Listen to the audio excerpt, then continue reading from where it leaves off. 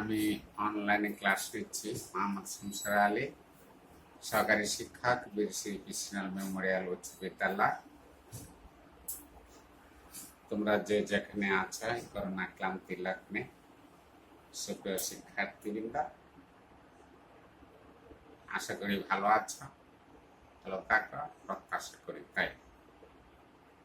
আজকে আমি অষ্টম শ্রেণীর বাংলা প্রথম পত্র কবিতা আর রূপাই নিয়ে আলোচনা করব। গতকালকে ওই কবি পরিচিতি নিয়ে আলোচনা করেছিলাম। কবি পরিচিতি জসীমউদ্দিন। এই জসীমউদ্দিন কবি ষষ্ঠ থেকে একাদশ দ্বাদশ শ্রেণী পর্যন্ত বিভিন্ন ধরনের কবিতা, গল্প, উপন্যাস ইত্যাদি রয়েছে। ওই সকলেরই জানা একান্ত প্রয়োজন বিধায় দেখা গিয়েছে যে সকলেরই জানা প্রয়োজন, তাই কবি পরিচিতি নিয়ে কালকে ক্লাস করেছিলাম। কবিতা পড়েনি, আজকে শুধু রূপাই কবিতা নিয়ে আলোচনা, বিশ্লেষণ, ব্যাখ্যা করব। সুপ্রিয় শিক্ষার্থীবৃন্দ, তোমরা মনোযোগ সহকারে আশা করি শুনবে আর খাতা কলম নিয়ে নাও। আমার আলোচনা থেকে নতুন প্রশ্ন এবং নতুন শব্দ লিখে রাখবে, পড়ে তা পড়ে আয়ত্ত করবে। কবি পরিচিতি আজকে আর আলোচনা করবো না, রূপাই কবিতাটা বিশ্লেষণ ব্যাখ্যা করব। রূপাই জসীমউদ্দিন। এই গায়ের এক চাষার ছেলে, লম্বা মাথার চল, কালো মুখী কালো ভমর, কিসের রঙিন ফুল। অর্থাৎ গায়ের গ্রাম, এক গ্রামের চাষার ছেলে, কৃষক, যা কৃষিকাজ করে, এই কৃষকের ছেলেকে নিয়ে কবি জসীমউদ্দিন কবিতাটি লিখেছেন। কৃষকের এক ছেলে, নাম রূপাই নাম দিয়েছেন। এই রূপাই কৃষকের ছেলে, সে কৃষিকাজ করে জীবিকা নির্বাহ করে। এই কৃষকের ছেলেকে নিয়ে নামকরণ, যে রূপাই নামে এই কবিতা চয়ন করেছেন।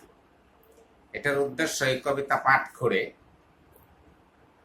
শিক্ষার্থীরা বাংলাদেশের গ্রামীণ প্রকৃতিকে ভালোবাসতে পারবে। যে আমরা বাংলাদেশে বাস করি, গ্রামে বাস করি, বেশিরভাগ লোকই শহরে বাস করে খুবই কম। তাই গ্রামে যে প্রকৃতিস্থ ভাবে শহরেও আছে, না আছে যে তা নয়, গ্রামের প্রকৃতিকে ভালোবাসতে পারবে। তারা গ্রামীণ সৌন্দর্য সম্পর্কিত অবহিত হবে। সর্বোপরি শিক্ষার্থীরা প্রকৃতির পটভূমি, গ্রামীণ কৃষকের শৈল্পিক রূপ অনুধাবন করতে পারবে। তবে নামকরণ পাঠ পরিচিতিটা হচ্ছে কবি জসীমউদ্দিন রচিত নকশিকাতা কাহিনী কাব্য থেকে এই রূপাই কবিতাটি সংকলিত হয়েছে। কিছু অংশ বিশেষ এই শিরোনামে দেওয়া হয়েছে। এই কবিতার কবি গ্রাম বাংলার প্রকৃতি, কৃষকের রূপ, তাছাড়া কর্মোদ্যোগ, আমরা যে কাজ করি গ্রামে, এই কাজের প্রতি যেন আরো আমাদের উদ্যোগতা আসে, আরো অনুপ্রেরণা যোগায়, সেই কর্মোদ্যোগ, অসাধারণ ভাষার প্রকাশ তিনি এই রূপাই কবিতার মাধ্যমে কি করেছেন, লিখেছেন। গ্রাম বাংলার প্রকৃতির মধ্যে কালো ভমর, ভমর মানে মৌমাছি, যা মধু ঘর বলি আমরা, যারা মধু সংগ্রহ করে, আর সামাজিক জীব, সামাজিক একসাথে দল বেঁধে বাস করে। তারপরে গাছে গাছে ফুল ফুটে, বিভিন্ন ফুল বিভিন্ন গাছে ফুটে এবং তার সৌন্দর্য ছড়া, এবং কোনো কোনো ফুলের সুবাস ছড়িয়ে মানুষের মনকে, এমনকি কীট পতঙ্গকে আকৃষ্ট করে। এবং কাঁচা ধানের পাতা এবং কচি মুখের মায়াবী কৃষকের প্রায়শই দেখতে পাওয়া যায়। আমরা যে ধান ফসল করি গ্রামে, কৃষকরা এই কাঁচা ধানের পাতা এবং কোনো একটা বীজ যদি মাটিতে রোপণ করি, অঙ্কুরিত হয়, প্রথম যে সময়ে নতুন পাতাটা গজায়, এটাকে কচি পাতা বলে। এই কচি পাতার মতো মানুষের মায়াবী চোখের চাউনি দেখা যায় যে গ্রামের লোকেদের মাঝে প্রায়শই দেখতে পাওয়া যায়। এটা কবি জসীমউদ্দীনকে আকৃষ্ট করেছে, তার চোখে পড়েছে। কালকে কবির পরিচিতিতে আমি বিস্তারিত বলেছি, আশা করি তোমরা মনোযোগ দিয়ে শুনেছ। আজকে শুধু কবিতার পাঠ পরিচিতি এবং কবিতার নামাকরণের সার্থকতা সেই নিয়ে আর কবিতার চরণ নিয়ে আলোচনা করব। কৃষকের বাহু দুই কানি, যে আমরা মানুষ, আমরা কৃষিকাজ করি, যারা কৃষিকাজ করে কৃষক বলে। কৃষকের ছেলের উপায় যে দুইটা হাত আছে আমাদের, এই দুই বাহু তুলনা করেছেন তিনি। আমরা বাড়ির আনাচে কানাচে কিংবা প্রচুর জায়গার মধ্যে কি করি, লাউ একটা তরকারি গাছ আমরা রোপণ করি। এই লাউ গাছ যখন গজে উঠে, তার যে ডগা আগাটা, সেই আগার সাথে লাউয়ের কচি ডগার মতো বলে মনে হয়। সারাদিন কৃষক মাঠে অক্লান্ত পরিশ্রম করে, রোদে বৃষ্টিতে ভিজে কাজ করে। যেমন চৈতালি দুপুরে প্রখর রোদ থাকে, তখন কাজ করে কৃষকরা কাজ করে তাদের গা কানি, শরীর কানি যেন রোদে পুড়ে কালো কচকচি হয়ে গেছে। তাই কালো বলে আখ্যায়িত করেছেন এই রূপাই নামে ছেলেটিকে, মানে কৃষককে, কৃষকের ছেলেকে। এই কালো কালি দিয়েই পৃথিবীর সমস্ত কেতাব বা গ্রন্থ লেখা হয়ে থাকে।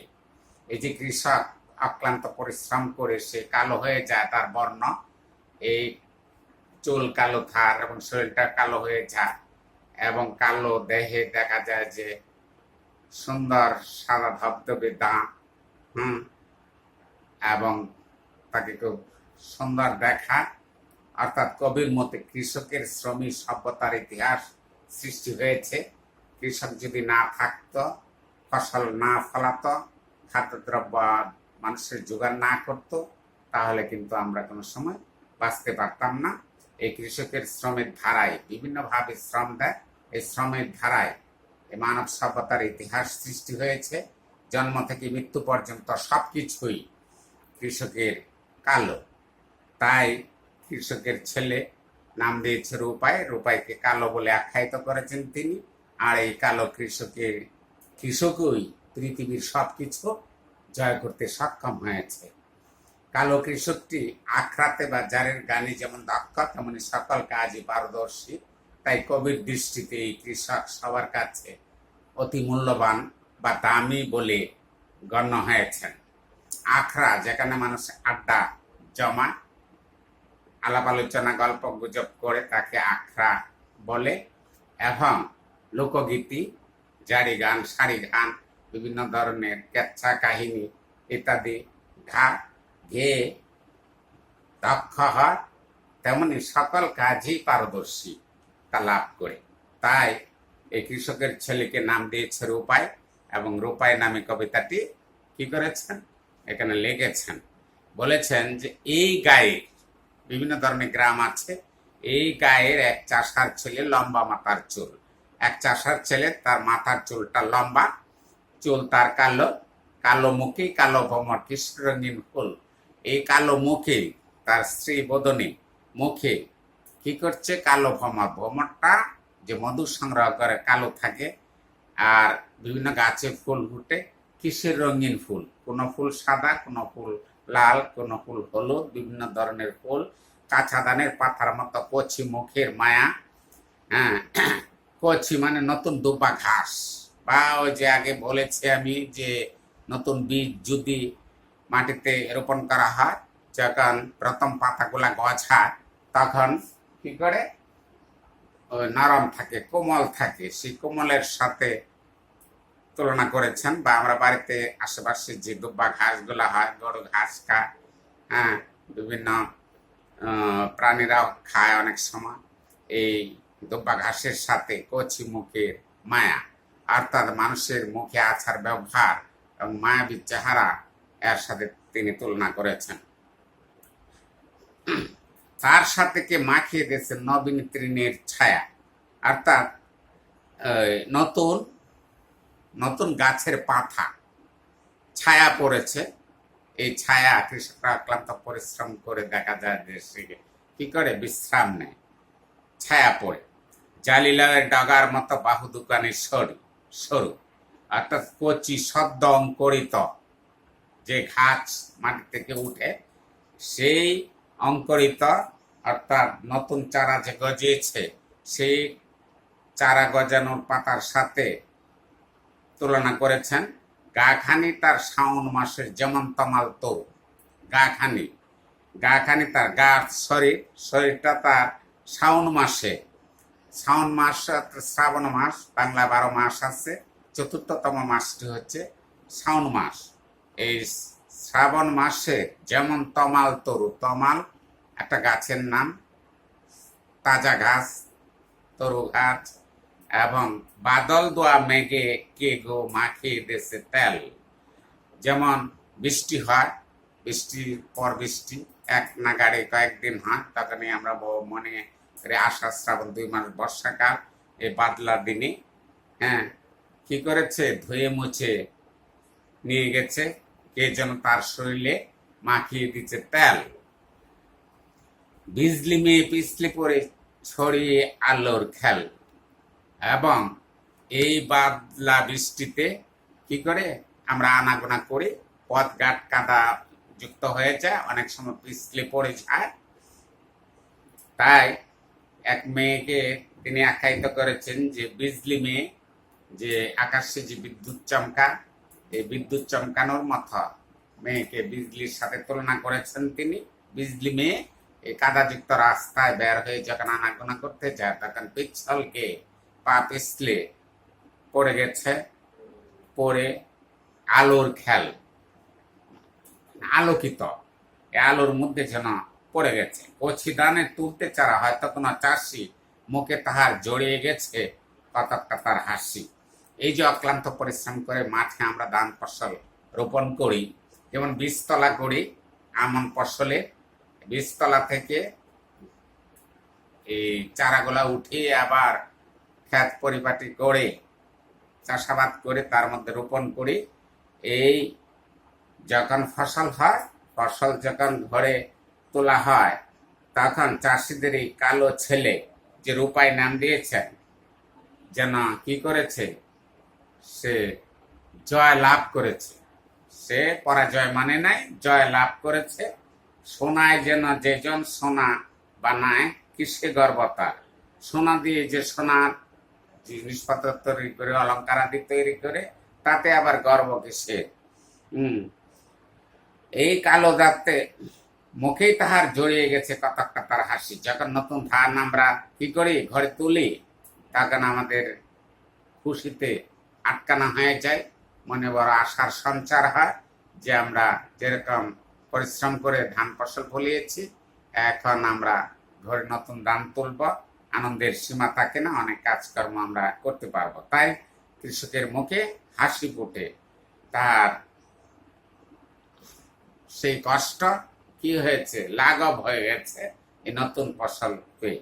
কালো চোখের তারা দিয়ে সকল ধরা আমরা দেখি। আমাদের চোখ আছে, চোখের মধ্যে যে আমাদের দৃষ্টিপাত করে দেখি, তার মধ্যে একটা পুতলি বা তারার সাথে তুলনা করেছেন। এই কালো চোখের তারা দিয়ে সকল পৃথিবী ভুবন আমরা কি করি দেখতেছি। কালো দাঁতের কালি দিয়ে কেতাব কোরআন লেখি। কালো দাঁতের এই যে অক্লান্ত পরিশ্রম করে চেহারা কালো হয়েছে, এই আমরা যে লেখি, আগেকার দিনে লেখা হতো, দোয়াতের মধ্যে কালি থাকতো, এই দোয়াত থেকে কালি কলমে ভরে পুড়ে তারপরে কি করতো, লেখা করতো, লেখালেখি করতো। যেন কালো দাঁতের কালি দিয়ে, কালো দোয়াতে পাত্রের আর কি, পাত্রের কালি দিয়ে কেতাব কোরআন লেখি। এই বই পুস্তক যে আমরা পড়ি, খেতাব কোরআন আছে, বিভিন্ন ধরনের চিঠিপত্র সহ সবকিছুই আমরা কি করি, লেখালেখি করি। আমরা মাতৃগর্ভ থেকে ভূমিষ্ঠ হওয়ার পর একে জন্ম বলি এবং জন্মিয়ে বিভিন্ন ধরনের কাজকর্ম করি। আবার আমরা এই পৃথিবীতে একটা রঙ্গমঞ্চের সাথে তুলনা, কিছুদিন জীবিত থেকে আবার আমরা চলে যেতে হয়, আমাদের মৃত্যু হয়, আমরা পৃথিবী থেকে চলে যাই। যে জন্ম কালো, মরণটাও আমাদের কালো। জন্ম হয়েছি কালো, অন্ধকার থেকে আলোময় পৃথিবীতে, আলোকিত পৃথিবীতে এসেছি। আবার মৃত্যু হলে আমরা অন্ধকার ঘরে চলে যাই, কবর দেয় কেউ, শ্মশানে পুড়িয়ে ফেলে। এই মরণকেও কবি জসীমউদ্দীন কালো বলে আখ্যায়িত করেছেন। এই পৃথিবীটার কেউ তিনি কালো বলেছেন, যেন বিভিন্ন ধরনের গাছপালার ছায়া কালো রঙে রঞ্জিত হয়, তাকেও তিনি কালো বলেছেন। যে জনম কালো, মরণ কালো, কালো ভুবনময় এই পৃথিবী। চাষিদের এই কালো ছেলে সব করেছে জয়। এই যে কৃষকের ছেলে রোদে পুরে অক্লান্ত পরিশ্রম করে তার চেহারা কালো হয়েছে, এই কালো ছেলেই কি করেছে, সব কিছু জয় করেছে। সোনায় যেজন সোনা বানায়, কি সেই গর্ব তার, রং পেলে তাই গড়তে পারি রামধনুকের হার। যে সোনা একটা ধাতু, সোনা দিয়ে কি করে আরেকটি সোনার পরিবর্তন করে অন্য কিছু বানায়, হাতের বালা বানায় এবং কানের দোল বানায়, গলার হার বানায়। তিনি জসীমউদ্দীন বলেছেন যে এই বাদলার দিনে, আষাঢ় শ্রাবণ মাসের দিনে এক পশলা বৃষ্টি হয়ে গেলে পর ধনুক উঠে। অর্ধকৃত যে ধনুটা, এই ধনুটাকে গলার হারের সাথে তিনি কি করেছেন, তুলনা করেছেন। কালো যেজন আলো বানায়, ভোলায় সবার মন, তারই পদরজের লাগে লোঠায় বৃন্দাবন। যে কালো যেজন আলো বানায়, এই যে কৃষক রূপাইকে কালো বলে কবি জসীমউদ্দীন আখ্যায়িত করেছেন। যে এই কালো জনেই কি করেছে, আলো অন্ধকারকে আলোকিত করেছে এবং আলো বানিয়ে ভুলিয়ে দিয়েছে সকলের মন। তারই পদরজ, পায়ের ধুলা, পদরজ পায়ের ধুলা, পায়ের ধুলাকে তিনি কি করেছেন, লুটিয়ে দিয়েছেন বৃন্দাবন। বৃন্দাবন হিন্দুদের একটা তীর্থস্থান এবং সেইখানে এই রাধা কৃষ্ণের প্রেমের লীলাক্ষেত্র বলে আখ্যায়িত করেছেন। বা রাধা কৃষ্ণ সেখানে পায়চারি বা ঘোরাঘুরি করতেন। সোনার নহে, পিতল নহে, নহে সোনার মুখ, কালো বরণ চাষির ছেলে জোড়ায় যেন বুক। সোনা না, পিতল না, কাঁসা না, এবং সোনার মুখ না, তারই পদরজে, তারই পায়ের ধুলা লেগে কি করেছে, গড়িয়ে পড়েছে, লুটিয়ে দিয়েছে এই তীর্থস্থান। এবং সোনা নহে, পিতল নয়, নহে সোনার মুখ, কালো বরণ চাষির ছেলে জোড়ায় যেন বুক। এই সমস্ত দেখে এই কালো রূপায় কৃষকের ছেলে, তার মন প্রাণ সবই জুড়িয়ে গেছে। যে কালো তার মাঠেরই দান, যে কালো তার গাও, মাঠের ধান কালো, পাকলে তার সোনালি রং ধরে। প্রথমত কালো থাকে, সেই কালোর কথা তিনি বলেছেন। এবং তার শরীরটাও কালো। এই গ্রামে সেই কালোতে স্নান করি উজ্জ্বল তাহার গাও। এবং সেই কালো জলে, নদীর পানি যেখানে গভীরতা বেশি হয়, জলটাও কাকের চক্ষুর মতো কালো দেখা যায়। এই কালো জলে কি করে স্নান করে করি উজ্জ্বল তার গাও, উজ্জ্বল দীপ্তিমান আলোকিত করে। আক্রাতে তার বাঁশের লাঠি, অনেক মানি, যেখানে বসে মানুষ গল্প গুজব করে আড্ডা জমা, তাকে আখড়া বলা হয়ে থাকে। এবং খেলার দলে তারে নিয়ে সবাই টানাটানি, এবং সেখানে বিভিন্ন ধরনের খেলা করে তাকে দেখা যায়। জারি গানে তার গলা উঠে সবার আগে, যেন শাল সুন্দি ব্যাগ, যেন সকল কাছেই লাগে। শাল, সুন্দরবনে শাল গাছ দামি একটা কাঠ। এই কাঠ সাথে তুলনা করেছেন। সন্ধি বেত অত্যন্ত দামি, যেন ও সকল কাজে লাগে। এই দামি কাঠ, এই রূপাইকে কৃষকের এই খেটে খাওয়া ছেলেকে এই অত্যন্ত দামি কাঠের বেতের সন্ধি বেত, অত্যন্ত মূল্যবান বেতের সাথে তুলনা করেছেন।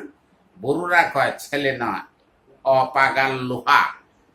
বড়ুরা কয় বৃদ্ধরা যারা বয়স্ক হয়ে গেছে, যে এই রূপায় অক্লান্ত পরিশ্রম করে, যে সে ছেলে নয়, সে পাগাল লোহা। পাগাল অর্থ ধারাল, ইস্পাতের মতো ধারাল একটা লোহা, তার সাথে তুলনা করেছেন।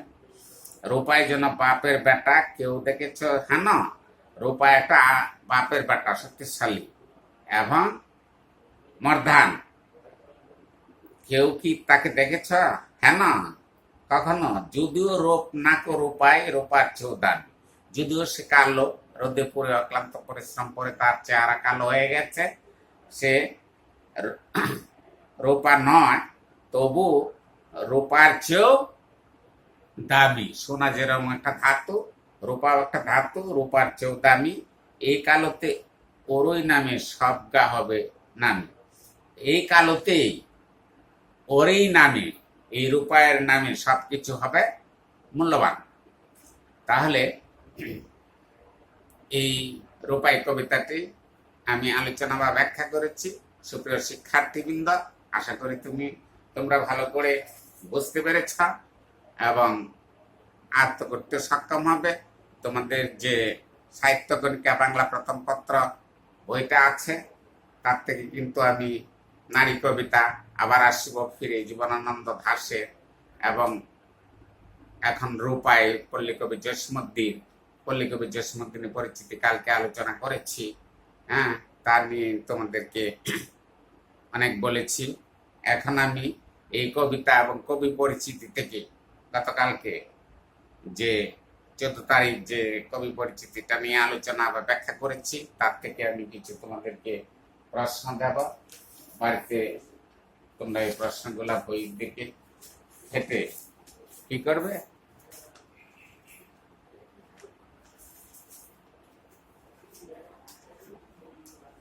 বের করবে এবং খাতায় লেখবে।